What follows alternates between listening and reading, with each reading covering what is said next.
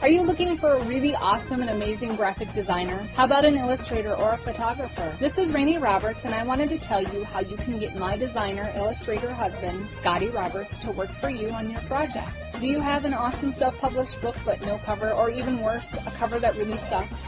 Do you need a kick-ass logo for your company or some f***ing awesome graphic designs for your ads or website? Then get in touch with my husband for the best f***ing awesome kick-ass design and illustration. He knows his stuff, and he's been at this for more years than I've been alive. Go to scottallenroberts.com. That's Scott with 2 T's, ALANROBERTS.com to take a look at his online portfolio of work, or call 651-468-8115.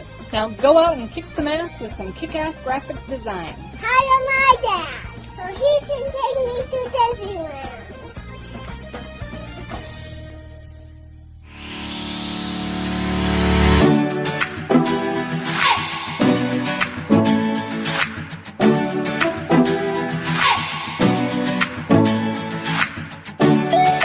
You're listening to the Intrepid radio program with Scotty Roberts. Intelligent Talk.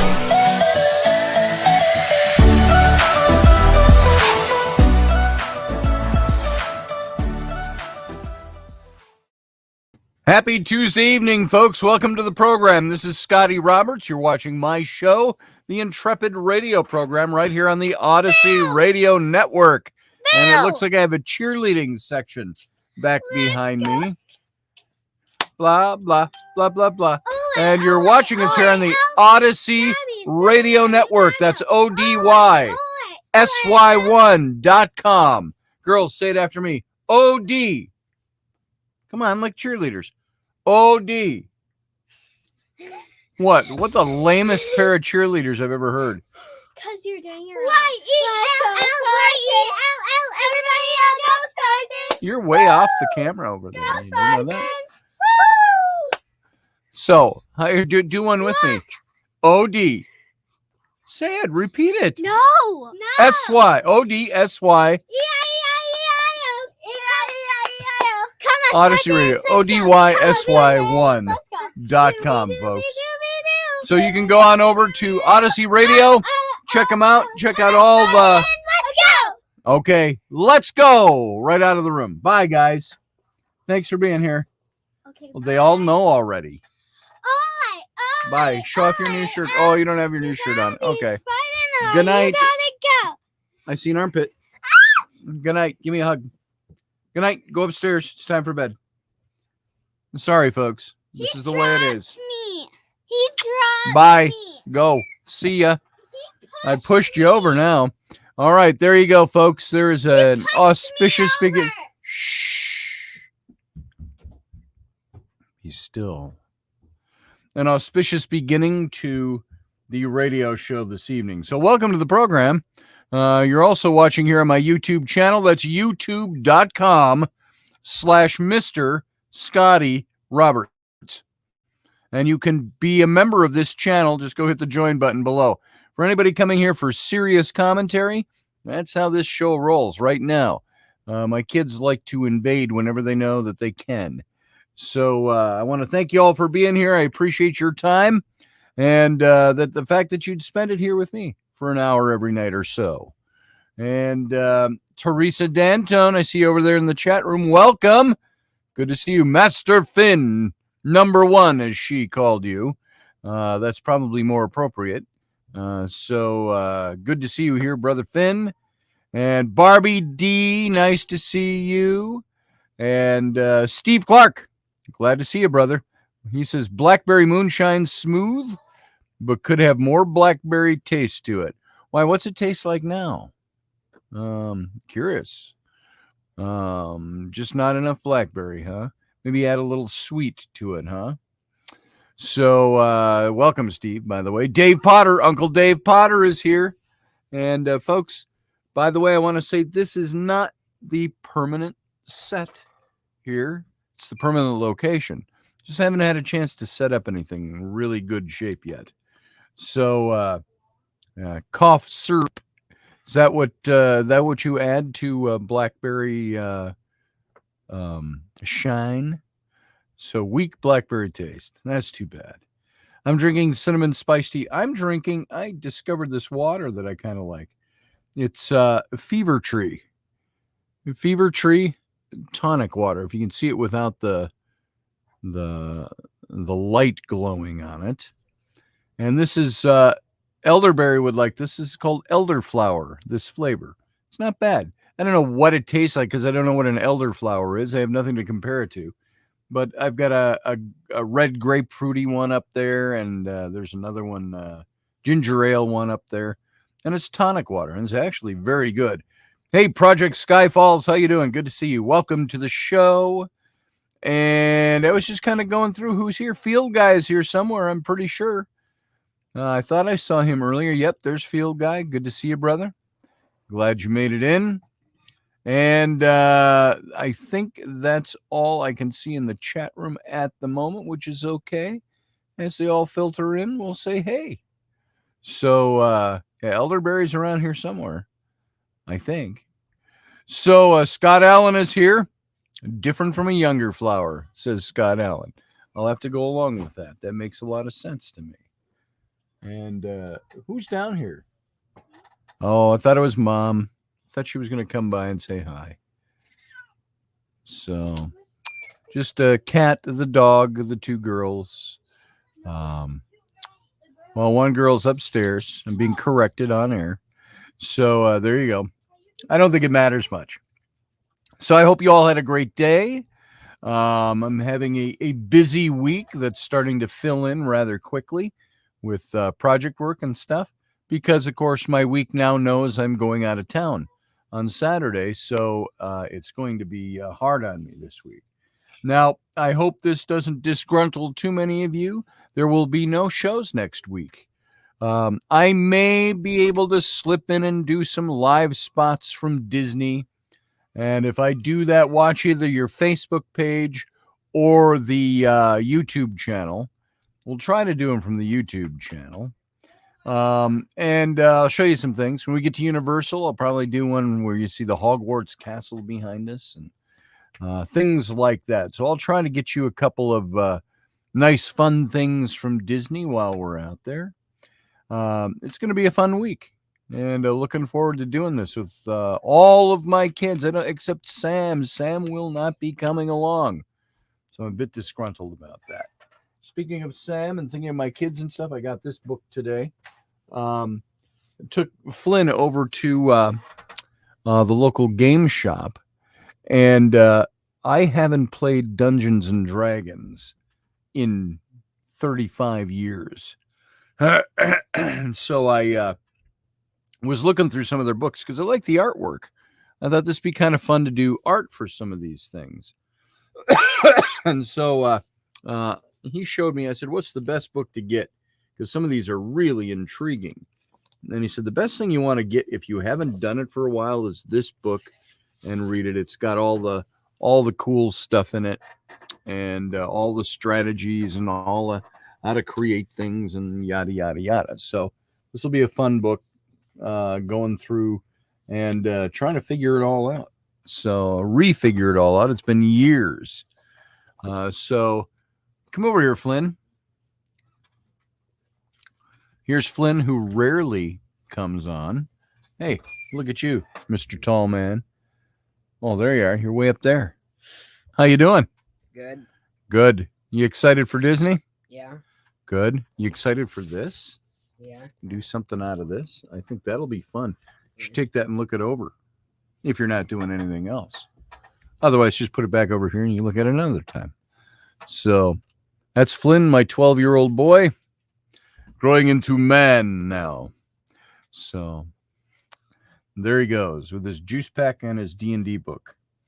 So that is what is that's going to be kind of fun. Kind of sizing. I have no idea what that is. I love that when I see cards.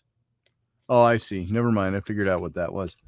And so I want to comment. Oh, first thing I want to mention is Rainey and I went and my daughters asked if before we go to Disney if we'd go have COVID tests. Not sure we can go have a COVID test done. It's not required anywhere, but at least we'll have it done. And so we went today first, and we went and had our antibodies. They didn't count them with just an antibody test to see where we are. And you know how hey, David Castle, good to see you, brother. Steph Cuervo Queen, good to see you. Yeah, I'll show some of the rides, Steph, some of the things we can get into. And not everything's open down there, but I definitely want to do the Star Wars. I want to pilot with Flynn, the Millennium Falcon back there. That's the Enterprise right there. But that's going to be fun. I'm looking forward to that. I'm looking forward to doing the seeing Hogwarts over at Universal. That'll be fun. Harry Potter, Diagon Alley, stuff like that. But today Rainey and I went to get our antibodies tested, because we both had COVID. Our whole family had COVID back in January, 9 months ago. And, you keep hearing all the controversy about antibodies and do you have antibodies built up and so on. And what we found out today is that we're loaded with antibodies. I don't know what it all means yet. I didn't get a chance to look at it, but the IgG, they called it. Look that up. IgG antibodies in relation to COVID. Uh-oh. Did I freeze up? I think I froze up a little bit. That's odd. I haven't seen that happen for a while. Sorry about that. Had a message held for review. I don't know what it says, but I wish I had a lightsaber when I was battling the Mexicans today. For some reason, that got held by YouTube. So that's interesting. But anyway, so we had the antibodies, and we found out we have huge antibodies. So that's not bad at all. And Teresa, you say just a little bit, Scotty, not bad. So I'm not sure what part of what I said that was in relation to, but yeah. So there we go. Oh, a little freeze up. Yeah. I either hit something because I heard my finger hit something. I hit the mouse and hit something, or my signal got weak for a second there. So, yeah, we've got antibodies built. You can look up IgG antibodies. And I can't remember what it even stands for. Here, you know what? I can do that too. IgG antibodies. COVID. See what it says. Boom. Interim guidelines are coming out, blah, blah, blah. Difference between tests. Can it just define IgG for me? Monitoring. I may have COVID. Antibody testing. It doesn't say IgG in there right away. IgM antibodies versus IgG IgG test results interpretation. All he said, I can't find anything without digging. What the nurse practitioner, whatever he was there, that gave us the tests, he said that the IgG is better. He says that's pretty good. You got pretty good antibodies built up. He couldn't tell us the number, though it looks like because we had COVID, we have a quite a supply of very healthy antibodies. So that's good. And he said, well, and he was really, the thing about this guy was really pushing the vaccination on us today. And I didn't like that. He was nice enough and he was mellow enough about it. Young guy. And he's like, so have you guys been vaccinated yet? Any reason why you wouldn't want to be vaccinated? And so on and so forth. I didn't want to get into it with him and say, I'm a talk radio show host and I've talked about this. And when we were doing political talk radio and blah, blah, blah, blah, I didn't get into all that. I just said, no. I said, I have a couple of misgivings about it and we'll just leave it there. And, kind of when he kept kind of pushing it, and then he'd talk about what we were doing, then come back later and go, if you want that vaccination.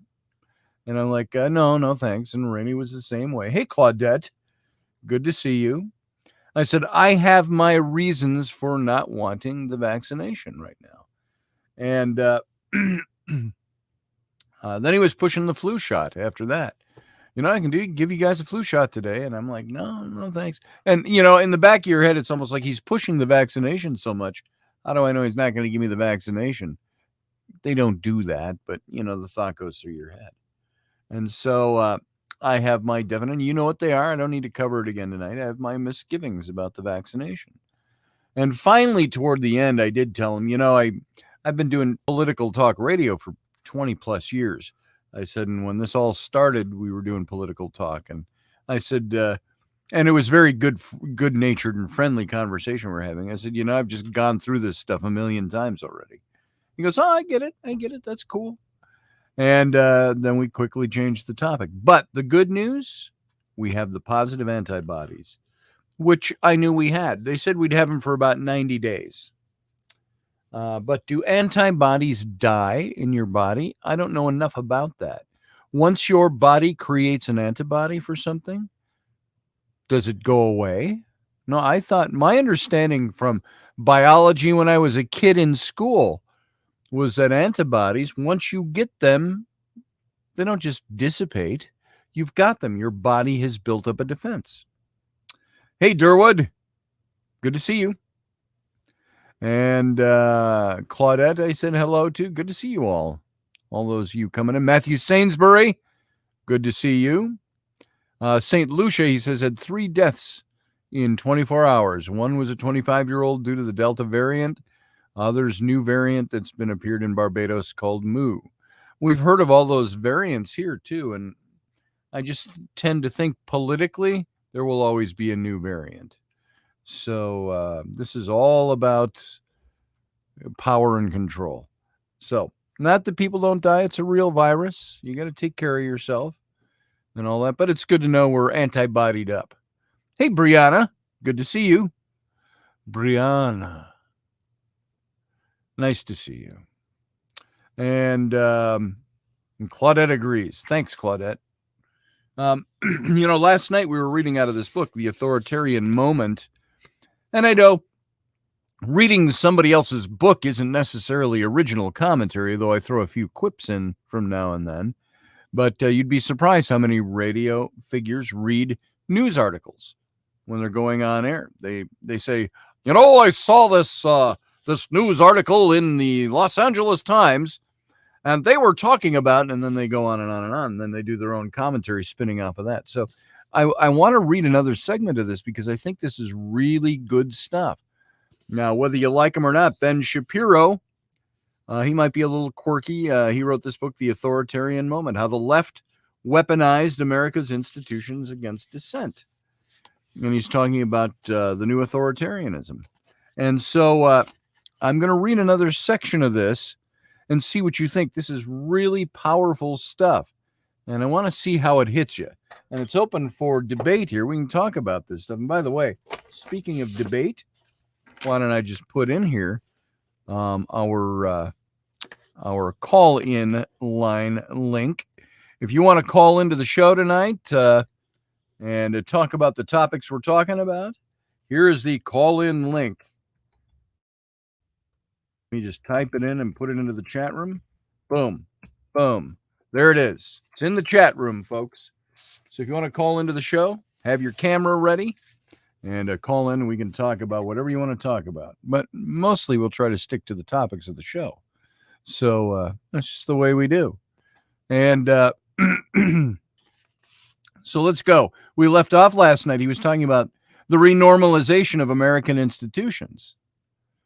And leading on from where he left off, he said, all of this might remain a fringe phenomenon, relegated to the wilds of Twitter and college campuses, but for a simple fact, the culture of authoritarian leftism has now hijacked nearly all American major institutions and cultural touchstones. What do you guys think of that? Have you heard this before? Have you seen this before? Do you know why it seems like the media and institutions of higher learning and all of these all seem to be one political bent, with rare exceptions? That's because they have been for the last 3 decades especially. They have been Infiltrate sounds like such a nasty, naughty word, but they've been infiltrated with one political mindset. And this is why you have institutions of higher learning that all tend to be very leftist, very liberal. And some people want to go, hey, I'm a leftist, I'm a liberal, I'm not so bad. Well, that's okay. Just look at your philosophies and take this in tow as we talk about it. Biased, says Matthew Sainsbury, exactly. Universities, once bastions of free thought, are now philosophical one-party dedicated to the promulgation of authoritarian leftism. You don't think that's true? Look into it a little bit. Here, I got to turn, I think my lights are really bright on my computer. There we go. I got to do that a little bit. It's frying my eyes. And so corporations, petrified of legal liabilities and lawsuits, or at least hoping to avoid accusations of insensitivity or bigotry, have caved to this culture. They have enforced a culture of silence in which tens of millions of employees fear speaking their minds for fear of retaliation.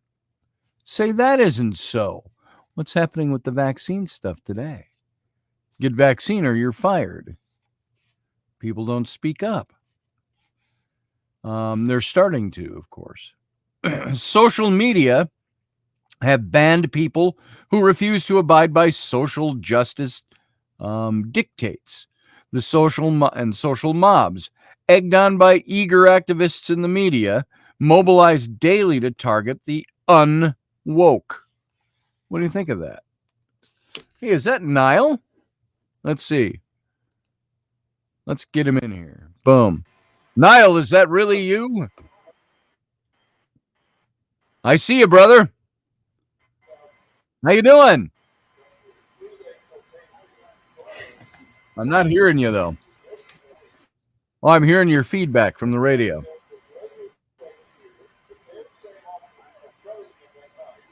Yeah, we got quite a lag there. Big feedback. We got some feedback. Yeah, with quite a bit of a lag. lag, I think. Yeah, I think this is the only. I think this is the only. This was the. This is the only way I could get you to on. Okay, let's figure this out. If you wish to come back to the channel, and welcome back. I believe I'm still blocked. Oh, we'll unblock you. Maybe Matt Finn can do that, so I don't have to do it during the show. But Matt Finn, if you can go in and see if he's still blocked, I think you have the capability to do that. Then I don't have to dig it up. I don't know how to do it right off the top of my head, so I'd have to go search it out. But Matt is a one of my moderators, so he can look into that really quick, and I think he can get you back in here. We can see and hear you. He says, try typing something in the chat room, Niall, and see if you're back in yet. Oh, he cannot. Now he's on his mobile. Yeah, exactly. So because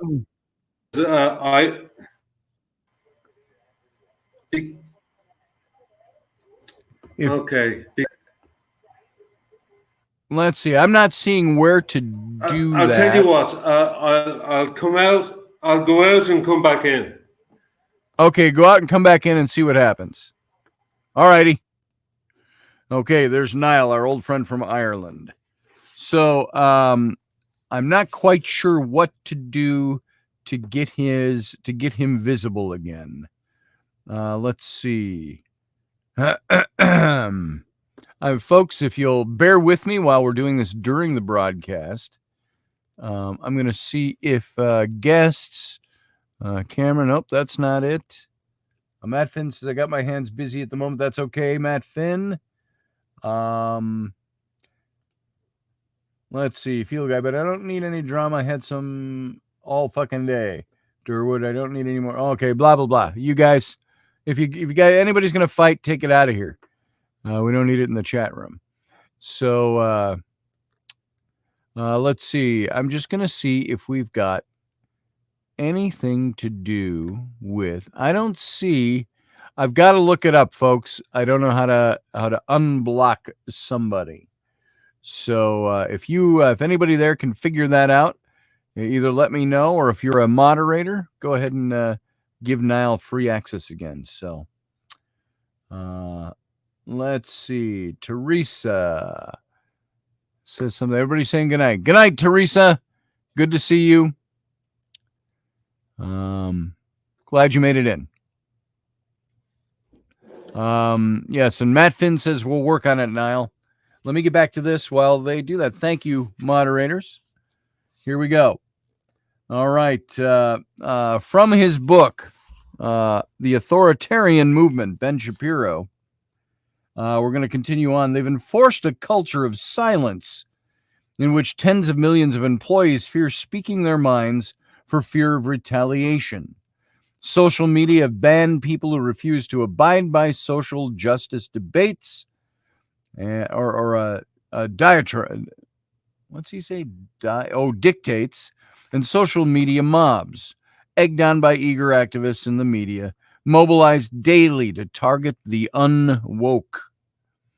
Culturally, apolitical spaces, ranging from sports to entertainment, have been mobilized on behalf of the left, weaponized in pursuit of cultural revolution. Now, how did this happen?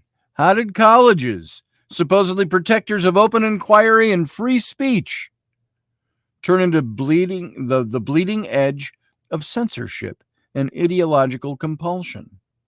How did the media, supposedly committed to the business of facts and First Amendment freedoms, fall prey to the iron grip of the woke? How did corporations oriented toward apolitical profit-making turn away from the vast majority of their audiences and toward pleasing a vocal but small minority? The answer lies in a process that author Nassim Nicholas Taleb labels renormalization. This process allows a motivated minority to cow a largely uninterested majority into going along to get along. Taleb gives a simple example. A family of 4, including one daughter who eats only organic. Mom now has a choice. She can cook 2 meals, one for the non-organic family members and one for her daughter. Hang on. Or she can cook 1 meal with only 1 organic ingredient. She decided to cook only 1 meal. This is renormalization of the family unit, which is converted from majority non-organic to universally organic. Now, says Taleb, I have the family attend a barbecue attended by 3 other families. The host has to make the same choice Mom did. And the host chooses to cook organic for everyone. This process of renormalization, the new normal, continues until broader and broader numbers have been moved by one intransigent person. I can almost say that's like my household. My wife has been gluten-free for 7 to 8 years and constantly wanting me to go that way. Every now and then I get in a phase, but I go back to, I like toast. What can I say? I like an English muffin every now and then. Of course, they have those that are gluten-free, but they're just not the same. So I just pulled a Joe Biden, didn't I? They've got gluten-free English muffins. They're just not the same. Come on, man. All right. So that's what renormalization is. And so sometimes renormalization in my household looks like my wife is the only one who eats gluten-free. But to appease her, make her feel good, we'll cook meals. We're tired of cooking meals that Mom can't eat anything of. She cooks her own little meal on the side. So what do? We end up making gluten-free for everybody. Remember the last big dish of, I think it was a big pot of spaghetti sauce, pasta, red sauce, whatever you want to call it in spaghetti. I did everything gluten-free. So I said, look what I have done. I have made gluten-free dinner. And we do that more often than not. But that is renormalization. All right, just so we understand it. So the process applies in political life. You think that because some extreme right or left-wing party has, say, the support of 10% of the population, Taleb writes, their candidate would get 10% of the votes. No, these baseline voters should be classified as inflexible and will always vote for their faction. But some of the flexible voters can also vote for that extreme faction. These people are the ones to watch out for, as they may swell the number of votes for the extreme party. End of his quote. It's not enough, though, to have a lone stubborn person. You need a ripping point, a certain number of people within a whole, in order to create a renormalization cascade. While each minor demand made of the broad majority might seem reasonable, or at least low cost, over the long enough period of time, people fight back. It's one thing to hold one block party with organic ingredients. It's another to demand day after day that everybody in the neighborhood turn in their hamburgers for organic tofu. At a certain point, a long train of minor demands amounts to a major imposition. Even the American founding fathers were willing to tolerate a long train of usurpations and abuses for a while, only after it dawned on them that those demands pursued invariably the same object, evincing a design to reduce them under the absolute despotism. Did they declare independence? Those are words from the Declaration. So there you go. Who's not behaving in here? I just see Matt Finn say, "You behave, you crazy kids." Brianna says, "Don't tell me how to live my life." I don't know what's going on in there, but you better all behave. We'll change the whole topic tonight. So I like spaghetti and meat sauce. Also meatballs, says Matthew Sainsbury. Scott Allen says, Brianna. Steve Clark says, "I eat what I want, and I'm as healthy as a horse for 9 years now." There you go. John loves toast, too. He's my brother. He loves toast along with me. So sometimes I like stuff on my toast, like peanut butter or butter. That's good on toast.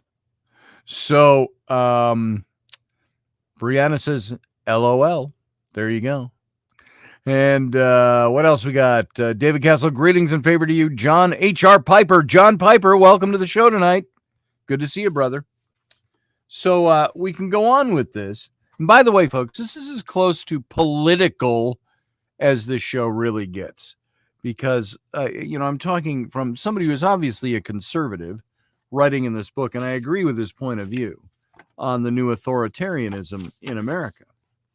And so he says it's not enough, though, to have a lone stubborn person. You need a tipping point. I already went through that. The process of renormalization can only go so far unless a tipping point is reached. That tipping point, however, does not require a majority. Not even close. If all the intransigent actors get together, a core can be formed, which triggers the tipping point. Physicist Sergei Galam has posited that in some cases, only about 20% of a population is needed to support an extreme view in order to cause radical renormalization. One way of creating such an intransigent minority coalition, the activation of what Galam has called frozen prejudices. At the risk of appearing intolerant or immoderate to a broad majority, while still maintaining a solid core base. In other words, start with a motivated core group. Don't worry about who you alienate. Appeal to the prejudices of vulnerable groups, who are then forced to choose between the core group and its most ardent enemies. Make the choice binary. So that's how this stuff works. And we're already at 9:36, and I don't want to go too much further than this. I'll finish these paragraphs here on this topic, on renormalization.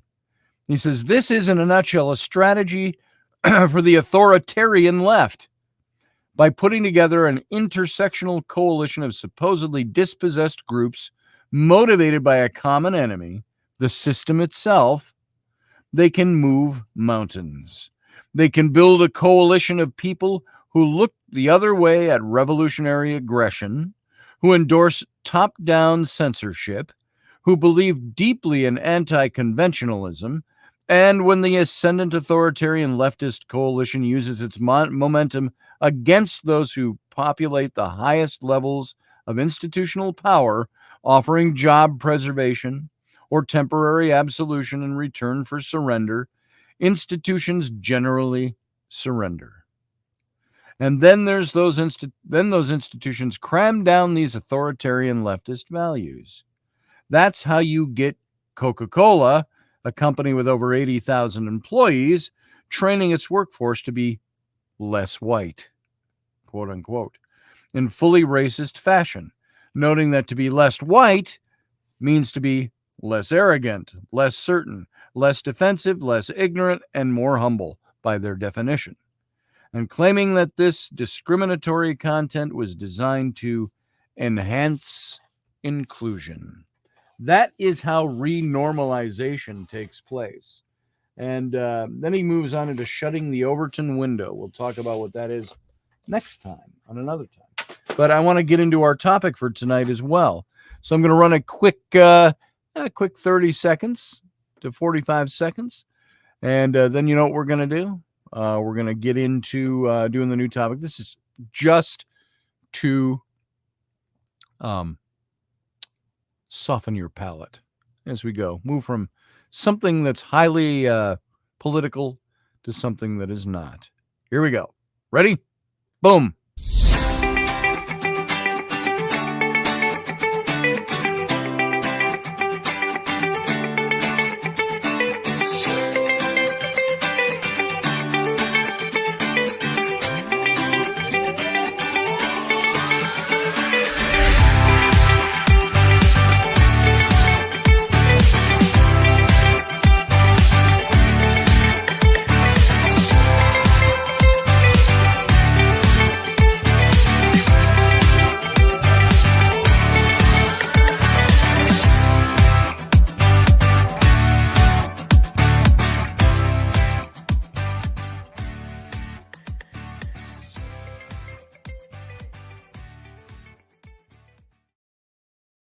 Hey, folks, and that's just a reminder to be here on Sunday mornings. Every Sunday morning at 9 a.m. Central Standard Time, 10 a.m. out east, 7 a.m. out left. Then you've got, and by the way, I don't know how the election went, in speaking of the left coast, with Gavin Newsom, the recall election. Somebody knows any final results on that or close to final, or how it's going? Let me know. If you're not hearing anything, he's probably losing. If he's winning, all over the place. So that's the way the media works. John Piper's in on the moonshine. Me too, man. I think I could use some of that right now. So Sunday mornings, not this Sunday though. For those of you joining us late, all next week I will be off the air because we're going on vacation, and we're taking my daughters, as you all know, taking us all to Disney World all next week. And so we'll be gone Saturday through Saturday.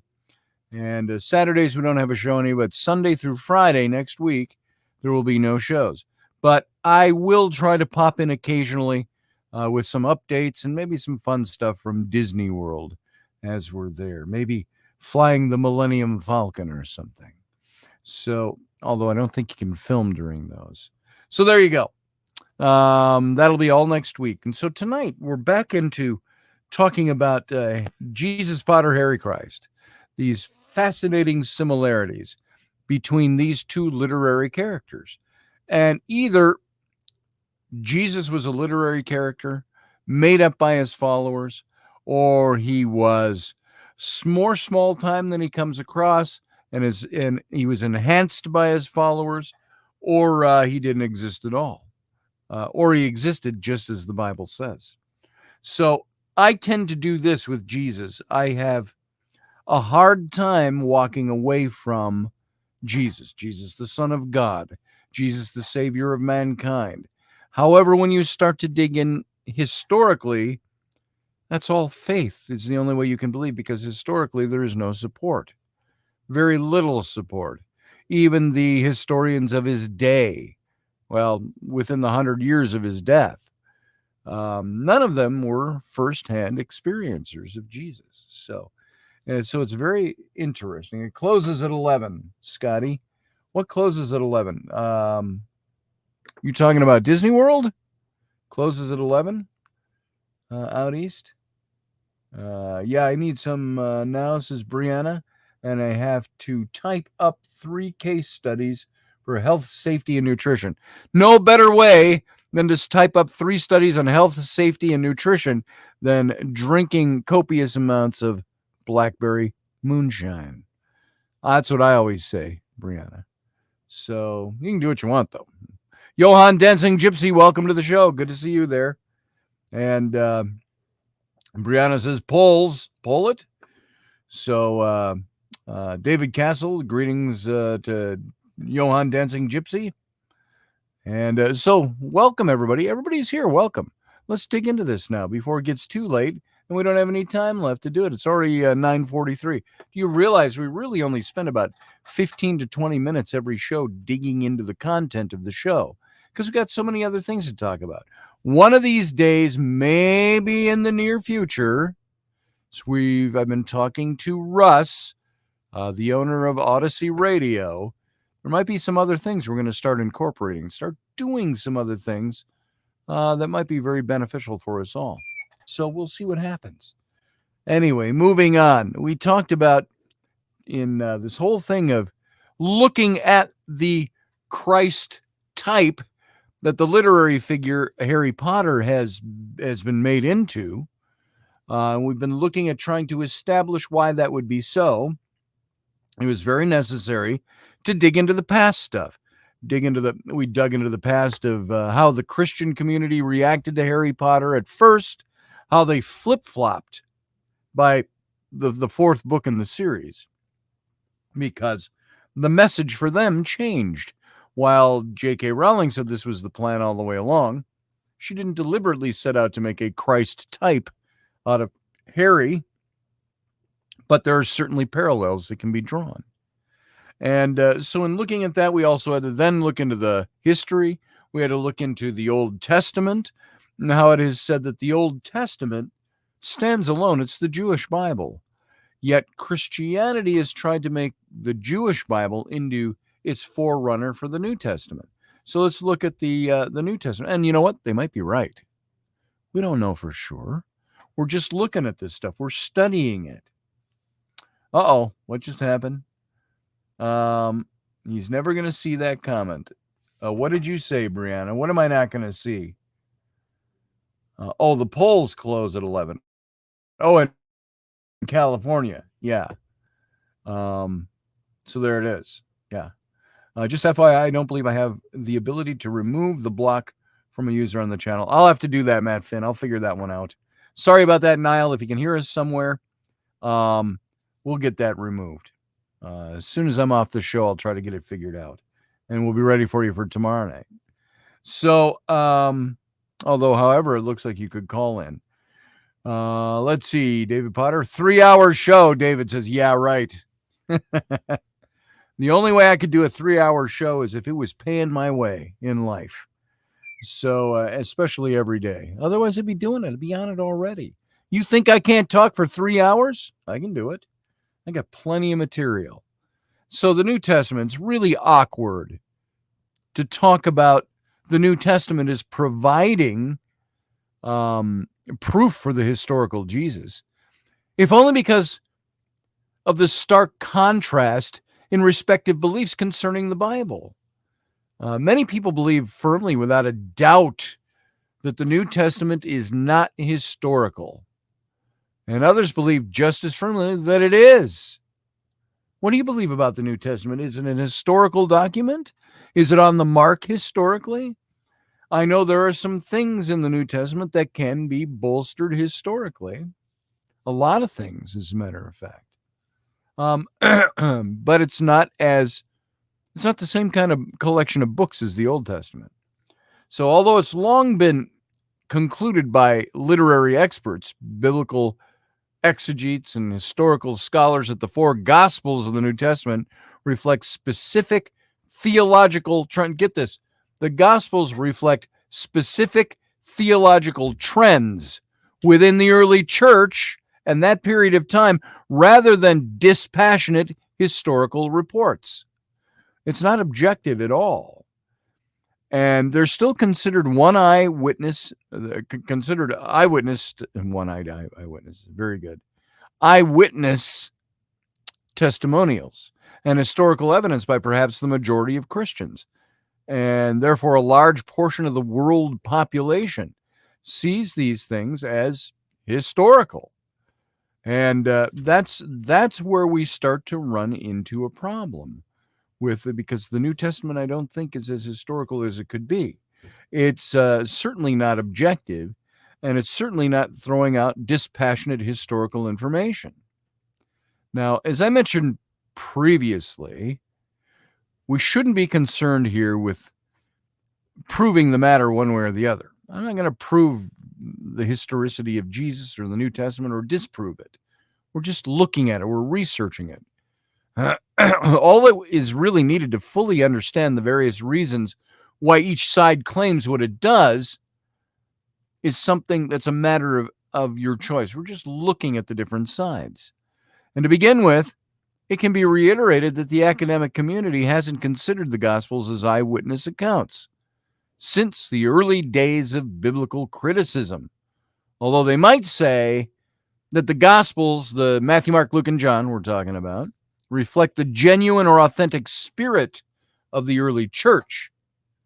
In 1986, this is just an example, Robert Funk created the West Star Institute with the aim of explaining the reliability of the New Testament as testimony. And he organized the Jesus Seminar. I remember when that came out, the Jesus Seminar. And the seminar published, it was an interdisciplinary panel of scholars of Jesus. And in 1993, the Jesus Seminar published the findings of their vote-based investigation. And it's in a work called The Five Gospels. And their conclusion was that only 16% of the words attributed to Jesus in the Gospels may have actually been spoken by him. Only 16%. I don't know how they arrived at that conclusion, but some of the reasons for this they're not difficult to find if you're reading the Bible objectively. For example, the Gospels never say, I saw Jesus do this and was afraid. Instead, they use the third person, as would someone telling a good story or a legend or passing on it. And they'll say something like, the disciples saw Jesus do this and they were afraid. Third person. And they frequently talk about things that happen behind closed doors or among their rivals using omniscient narration.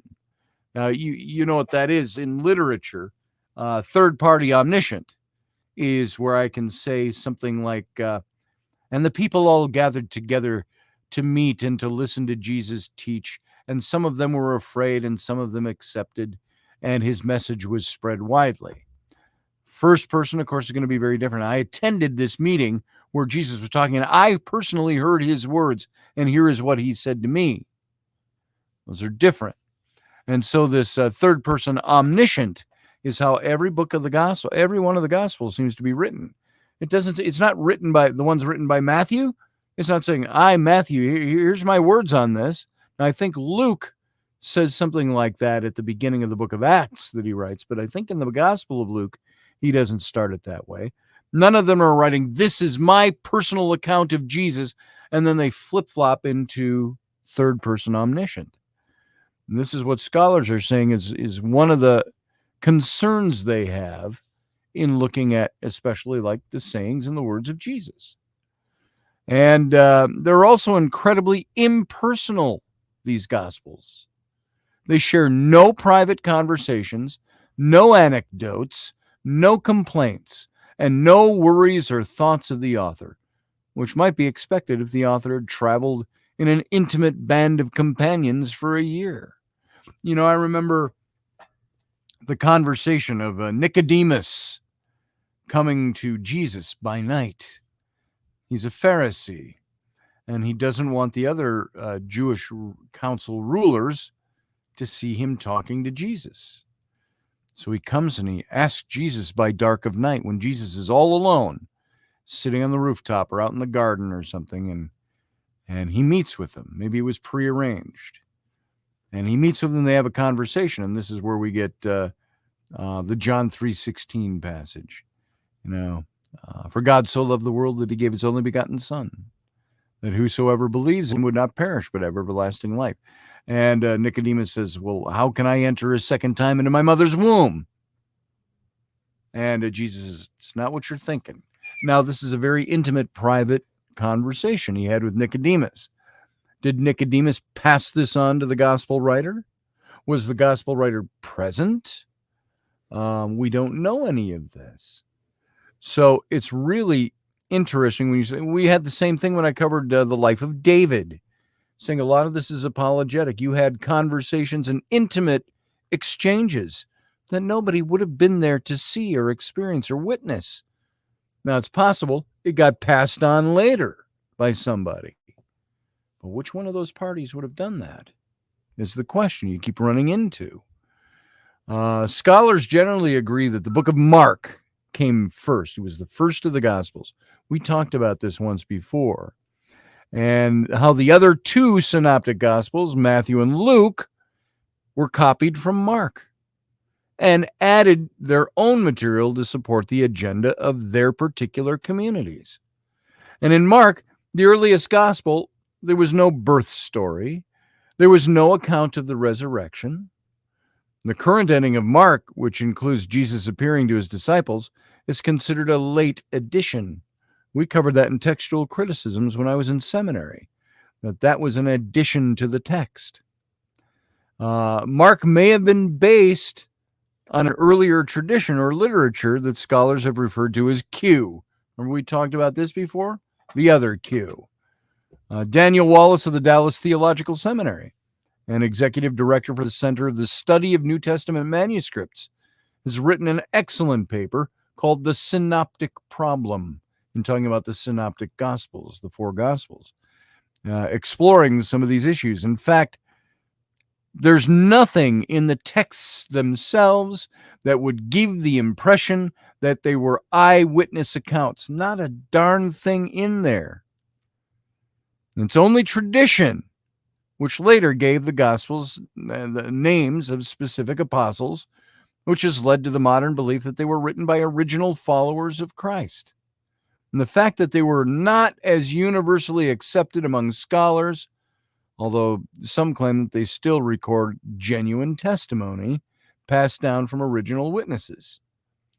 Pseudonymity was the rule until about 135 AD, when then the writings were placed under the names of apostles to demonstrate that they represented the true workings of the Spirit and guaranteed orthodoxy with the church. So pseudonymity, meaning false names, were given to these gospels. Now, you believe that? It's possible. I look at that now historically, the historical scientific mind side of my mind wants to go directly for that and say, see, that's why these are not things you can necessarily trust outright. But then there's the flip side that says, maybe by faith we're believing something that is so. So, I'm just looking at what's going on in the chat room. Johan says, what about the thought that John the Baptist was the real Christ? I've heard that. I've got nothing I can add to that argument. I do know that John the Baptist was considered the precursor, the forerunner. He was supposed to be the cousin of Jesus. and that he was executed, beheaded by Herod Antipas. So I don't know. I haven't heard that whole theory spelled out. John Piper says the book of Enoch first talks about the Son of Man, as it does. I know when we study the Elohim out of Genesis 6:1 and the following, the Elohim were the sons of God, as you see them in Psalm 82.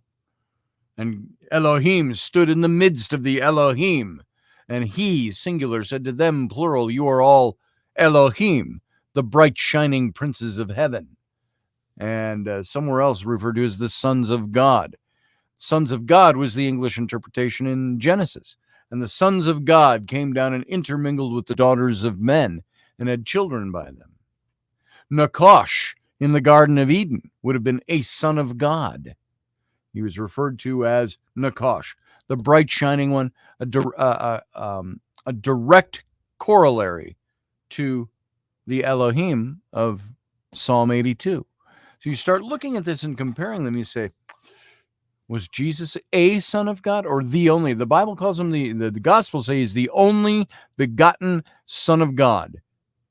Now, does that mean he was the only Son of God that came down and was rebirthed as a human, retaining all of his Godhead but putting it aside? What we used to call in seminary the Greek word the kenosis, that Jesus gave up, the Son gave up everything he was. He set it aside to become the human, so he could be 100% God, 100% human.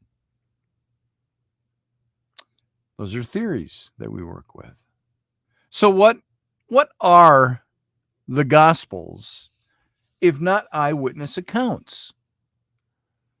To understand why and how the Gospels were written, we have to remember that the first few centuries of Christianity were filled with controversies.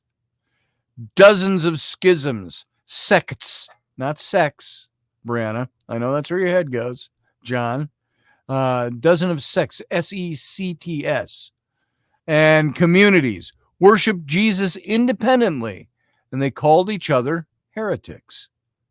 And some groups, in order to claim authority, tried to create a direct link of transmission between themselves and the disciples who actually knew Jesus.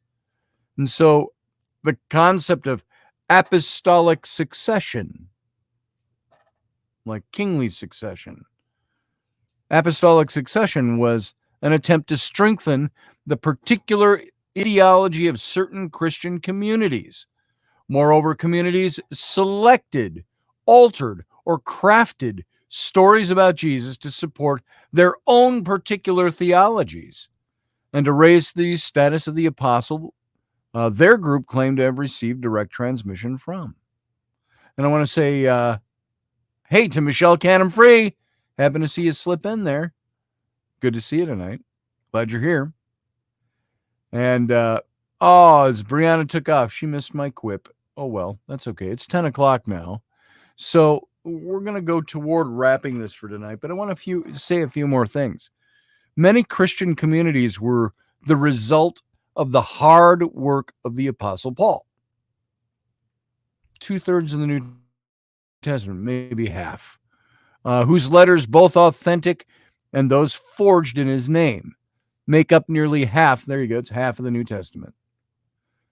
Interestingly, it seems that Paul himself was completely against the idea of apostolic tradition. He argued that believers could experience Jesus personally, without any human intermediary, and that this metaphysical experience of Jesus made them equal to any others. Paul said, I did not receive the gospel from man, nor was I taught it, but it came through a revelation of Jesus Christ. That's in the book of Galatians. And he says, am I not an apostle? Have I not seen Jesus our Lord? That's in 1 Corinthians. So against the teachings of Paul, and unlike the earliest Christian texts, such as the Didache, in which roles are merit-based and there's no hierarchy, or the book of Matthew, which rejected fixed forms of ritual, by around 100 AD, maybe 70 years after the death of Jesus. A body of teaching was becoming established to which appeal could be made, and its authenticity could be guaranteed by preference to the apostles and to Christ himself. And it was represented by an ordered hierarchy that could claim descent from apostolic times. Remember, an apostle, the only people who were apostles were supposed to be the ones that had been followers of Jesus, like his disciples became the apostles. And so, faced from controversy on all sides, the early church fathers developed a canon, or this plumb line, by which they gauged everything of orthodox writings. And the criteria for which was that they could be traced back to a disciple of Christ. Thus, they could claim absolute authority via direct apostolic transmission. However, in order to validate the appropriate texts, the pseudepigraphy, the forgery, was used to assign the text to various apostles.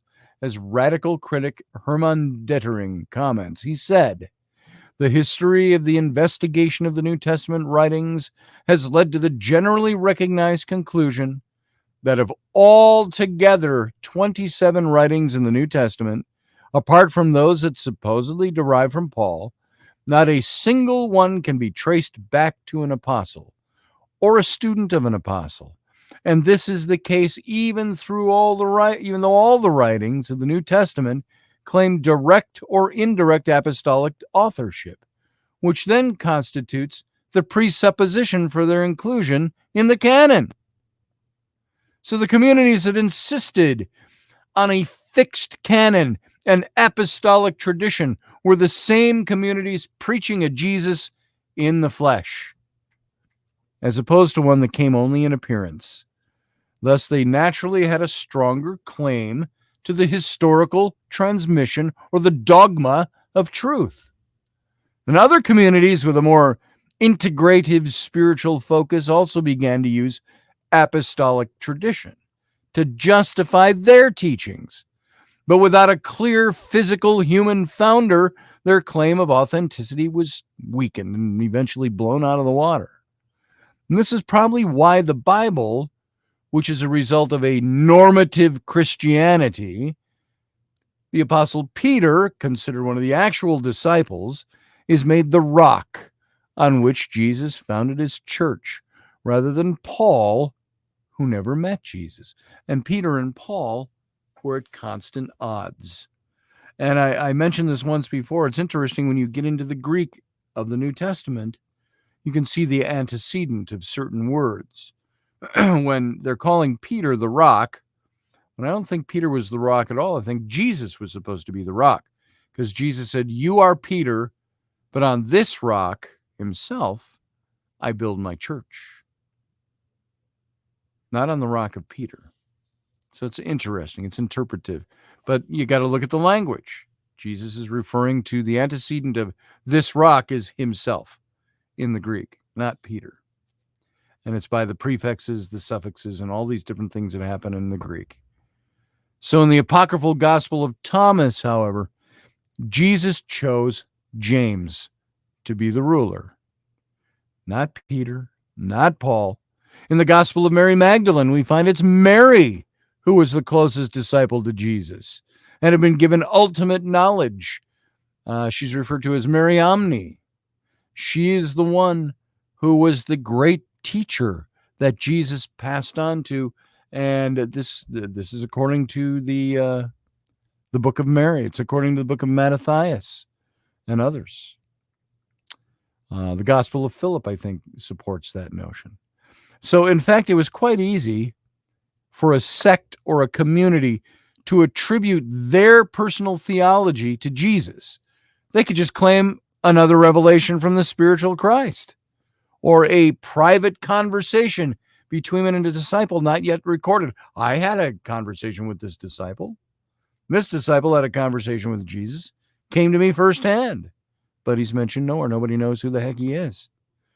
And so this opportunity was fortified by the fact that Jesus had resurrected and could appear in the flesh or in dreams to anybody at any time. And it was probably this atmosphere of intense competition that made it necessary for the Orthodox to deny the spiritual Jesus as much as possible and emphasize his one-time only historicity. And as such, they could codify a set of gospels to which nothing more could be added. Even so, they constantly had to fight against communities who claimed that Jesus had revealed secret knowledge, but only to them. And at the same time, it's worth noting, the style of the earliest Christian documents, which oddly were not deemed worthy of biblical inclusion with regard to Jesus, rather than the eyewitness testimonials, which we would expect. They refer very generally to, if at all, to Jesus, and rarely in a human context. The impression of Jesus Christ was interpreted less in terms of the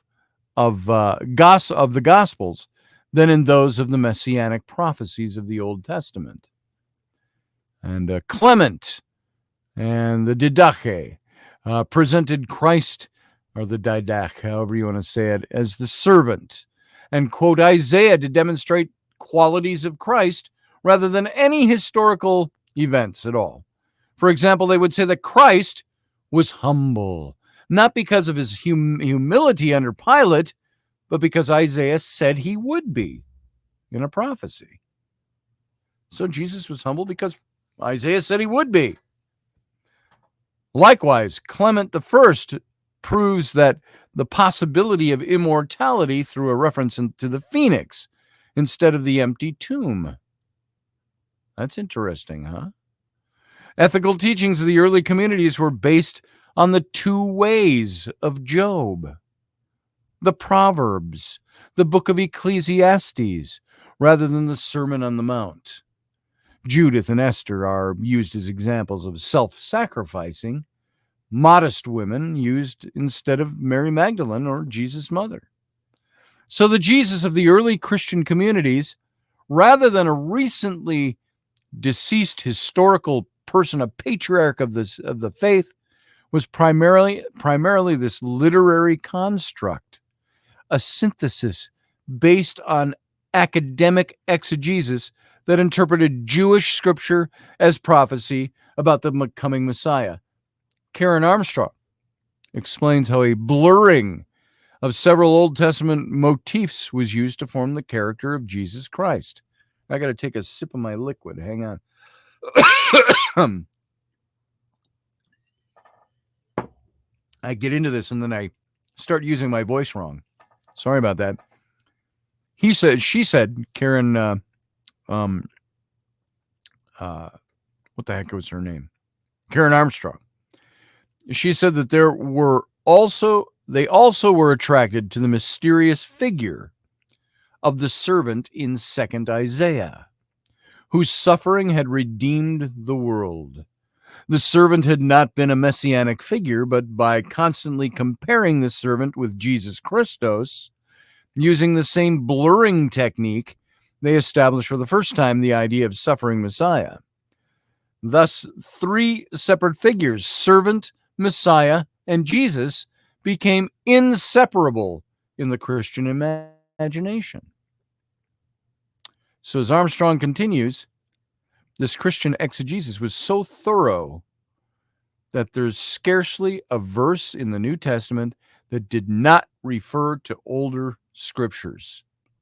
And that therefore, some scholars have gone so far as to suggest that it would be possible to construct an entire gospel from the Jewish scriptures without quoting a single word by Jesus himself.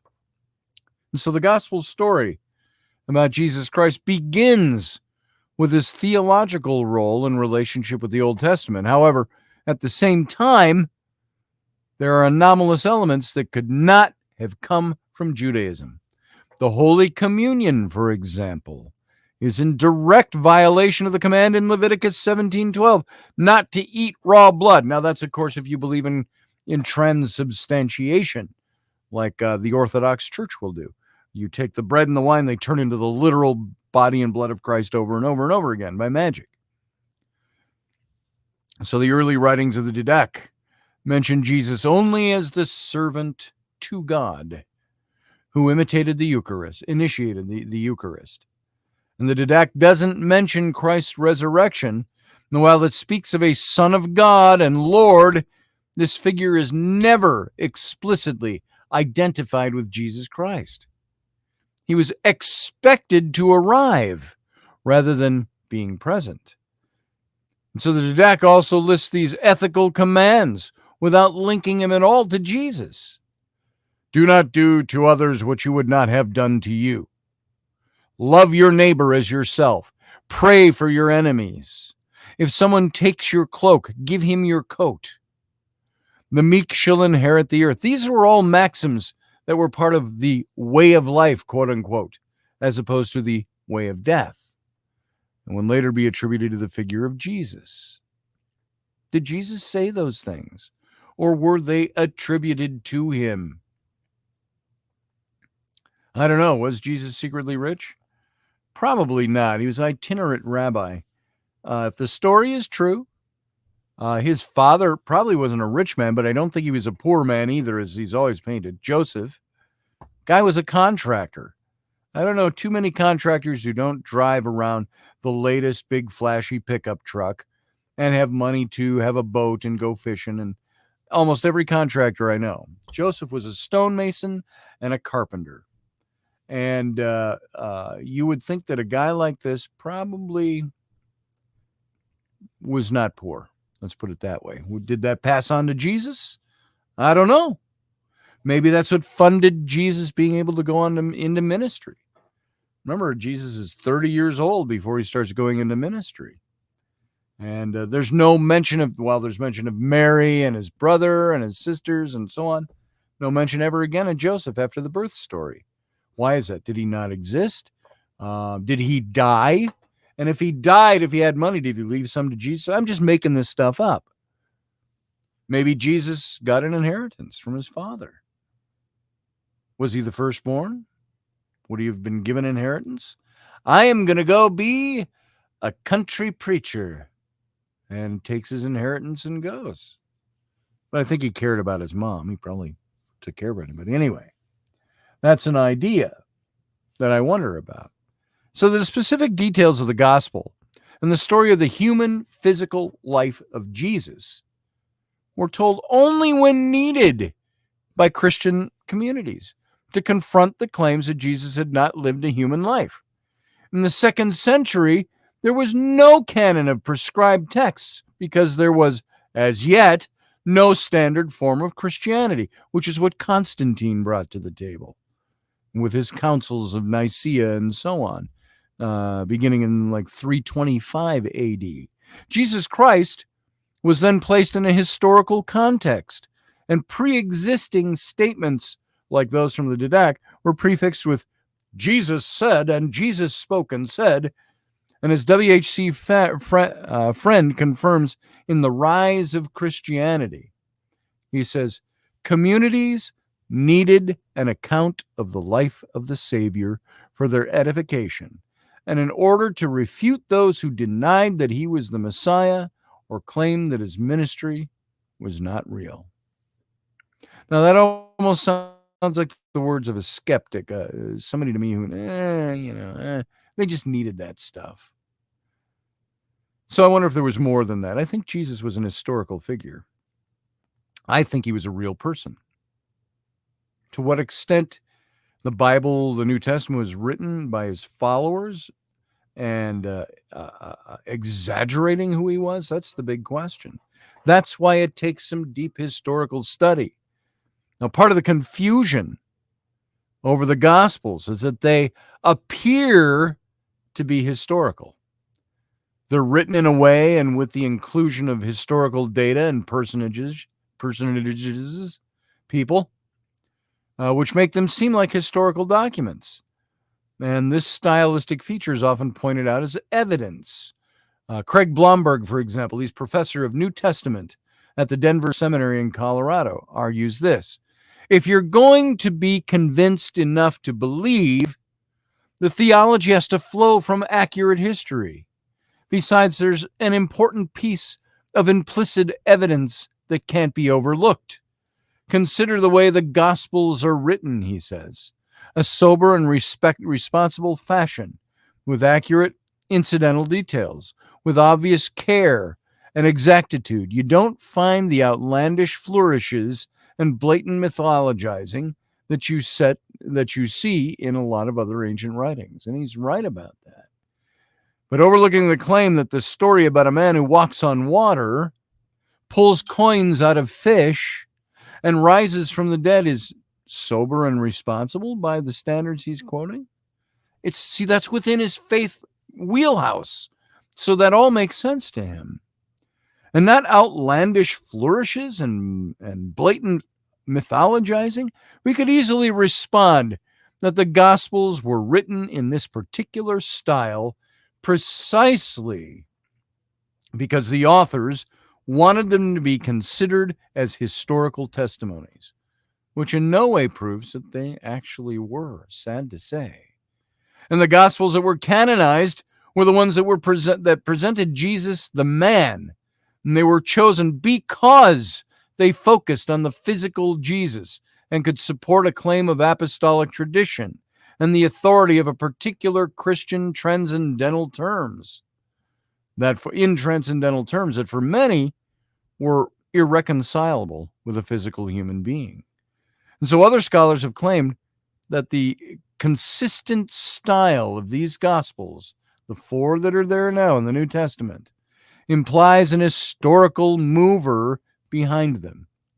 Welsh New Testament scholar and influential Protestant theologian C.H. Dodd takes this approach. He said, the synoptic writers give us a body of Jesus' sayings so coherent and withal so distinctive in style, manner, and content that no reasonable critic could doubt that whatever reservations he might have about individual sayings, we find reflected here the thought of a single, unique teacher.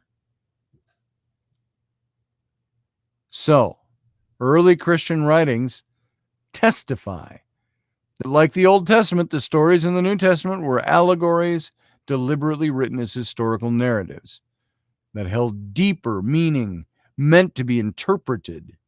And Christian apologist Origen, in Contra Celsum, explains it this way. He says, it is sufficient, however, to represent in the style of an historical narrative what is intended to convey a secret meaning in the garb of history, that those who have capacity may work out for themselves all that relates to the subject. And in fact, for much of his existence, it was understood that the Bible was meant to be treated as allegory. Oxygen's three levels of meaning in exegetical practice formed the basis of biblical study well into the Middle Ages. But along with the Reformation and the Protestant cry of sola scriptura came an emphasis on a literal reading of the Bible. The complications inherent in mixing spiritual allegory with historical fact are many. Richard Dawkins points out one such example in The God Delusion, his book. In Christian theology, Jesus is the new Adam, he's called. New Adam. Necessary to redeem the sins of Adam. But Adam, or first man, is without question a literary construct. His alleged transgression merely a theological explanation for why there is sin in the world. Even a real Jesus did come in the flesh. Why would his actions remove the stain of sin from a mythical figure? Now, this is Richard Dawkins saying this. To cap it all, Adam, the supposed perpetrator of the original sin, never existed in the first place, an awkward fact, excusably unknown to Paul, but presumably known to an omniscient God and Jesus, if you believe he was God, which fundamentally undermines the premise of the whole nasty theory. Oh, but of course, the story of Adam and Eve was only ever symbolic, wasn't it? Symbolic? So, in order to impress himself Jesus had himself tortured and executed in vicarious punishment for a symbolic sin committed by a non-existent individual? That's the reasoning of Richard Dawkins, an atheist. And this is where we're kind of going to leave off on that for tonight, because we're going to get into Jesus and the Stoic philosophers a bit later, probably tomorrow night. But here you can see and you thought just reading the Bible was an act of faith. It is. But if you want to understand it and understand what's being written there, you have to start studying it. And when you start studying it, it doesn't fit the way historical documents are supposed to work. So it creates a controversy and creates a problem. Let's see what we got going on here. Michelle is a lady, sir, says Barbie D. I agree with that. My lady Michelle Canham Free, says Sean Stroik. That's worth putting up there. There it is. Boom. That's Michelle Canham Free. That's our Michelle Canham Free. Matt Finn says many believe Jesus could have worked in that quarry. Amazing to see stone in various stages of completion. Yeah. There's that. There was obviously something else that's spin-tailed off of. I believe they have discovered a rock quarry archaeological site near Jesus' hometown of Capernaum. They used to produce stone vessels as part of the Jewish purity laws. Yes, and there was the town of Serapeum, I believe it was, that was also right near Capernaum, Nazareth, that area in the Galilee. That was they uncovered it several years back, and they think that this is a town that dates to the time of Jesus. And they said Jesus and his dad, Joseph, probably built that town. So there's some interesting stuff there. So they found that, by the way, the Greek word for carpenter, Joseph was always known as a carpenter. That Greek word has been found to mean stonemason as well, and covered a lot of the manual labors like that. Let's see. Matthew Sainsbury said we can find evidence of King Hezekiah's seal with an Egyptian ankh was found in Jerusalem. He built a tunnel to bring water to Jerusalem during the Sennacherib siege. Yes, he did. You can still go through Hezekiah's tunnel today. I think I showed some pictures of that a while back. So, looks like you all had a fun time over in the chat room tonight. I'm glad you did.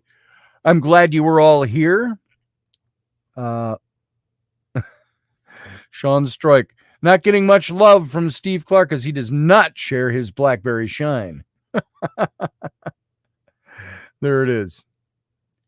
Field Guy says Jesus was 4'4" and did magic tricks. Maybe. Saying he was a dwarf? Let's see. What else we got in here? Anything worth mentioning? I see something from Field Guy here, kind of lengthy. Anyways, Jesus' backstory. His parents were murdered after his wine deals went bad, and then he came back from the dead as a zombie to wrench his vengeance upon evildoers like a vigilante. Now, does that have any apostolic authority, Field Guy? I'm just curious. You knew an apostle once that told a guy that story, and that got passed on to you. I get it. So, Sepphoris, that was the town, Matthew Sainsbury. Thank you. Sepphoris. I thought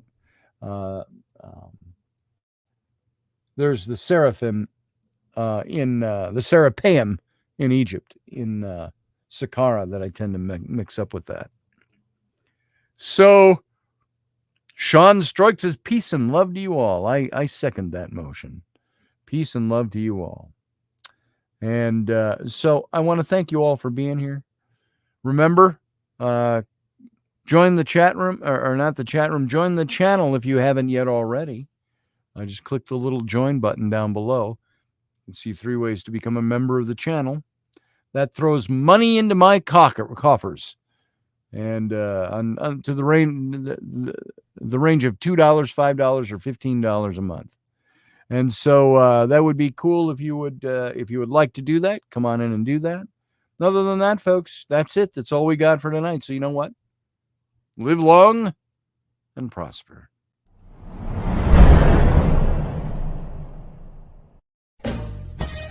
Are you looking for a really awesome and amazing graphic designer? How about an illustrator or a photographer? This is Rainey Roberts, and I wanted to tell you how you can get my designer, illustrator husband, Scotty Roberts, to work for you on your project. Do you have an awesome self-published book but no cover, or even worse, a cover that really sucks? Do you need a kick-ass logo for your company or some f***ing awesome graphic designs for your ads or website? Then get in touch with my husband for the best f***ing awesome kick-ass design and illustration. He knows his stuff, and he's been at this for more years than I've been alive. Go to ScottAlanRoberts.com. That's Scott with 2 T's, AlanRoberts.com to take a look at his online portfolio of work, or call 651-468-8115. Now go out and kick some ass with some kick-ass graphic design. Hire my dad, so he can take me to Disneyland.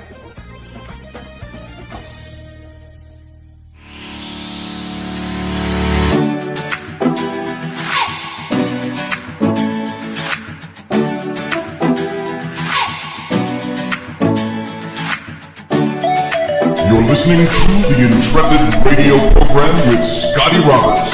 Intelligent talk.